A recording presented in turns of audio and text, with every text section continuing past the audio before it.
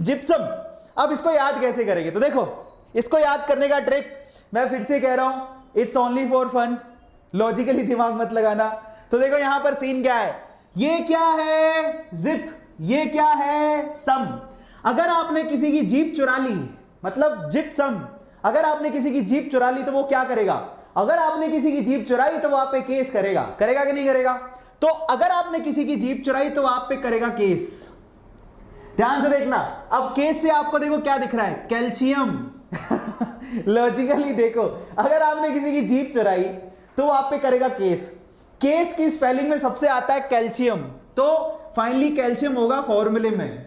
और यहां पर जो दिख रहा है एस, उससे क्या है, ये सल्फेट है, सो कैल्शियम सल्फेट। लेकिन यहां पे फॉर्मूला खत्म नहीं होता, दोबारा बोलता हूं, अगर आपने किसी की जीप चुराई तो जीप चुराने वाला आप पे करेगा केस, और केस करेगा तो केस की स्पेलिंग में सीए पहले आता है, फिर आता है सल्फर, सल्फर का सल्फेट, तो कैल्शियम सल्फेट।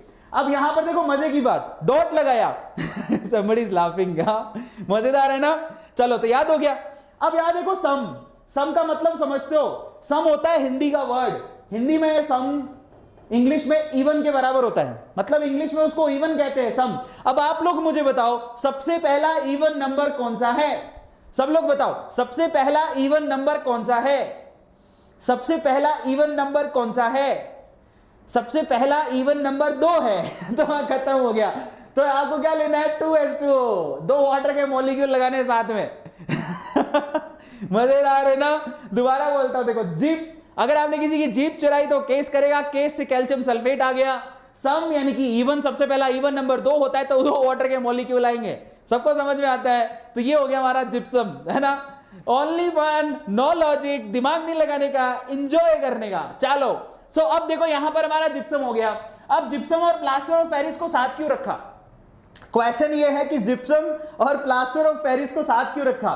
तो अगर आपने जिप्सम को 110 डिग्री सेल्सियस पे गर्म करा था, अगर आपने जिप्सम को 110 डिग्री सेल्सियस पे गर्म करा तो क्या होगा, वाटर का मॉलिक्यूल उड़ेंगे।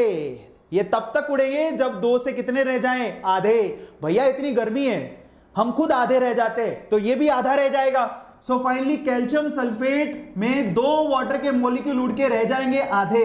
वैसे भी बोलते हैं ना, चाय को तब तक उकालो जब तक पानी इसमें रह जाए आधा, तब पानी का आएगा स्वाद। इसी तरह से जिप्सम के फॉर्मूले को तब तक उकालो जब तक इसके अंदर 2 से रह जाए आधे। सो फाइनली इसी को बोलते हैं प्लास्टर ऑफ पेरिस। सबको समझ में आ गया।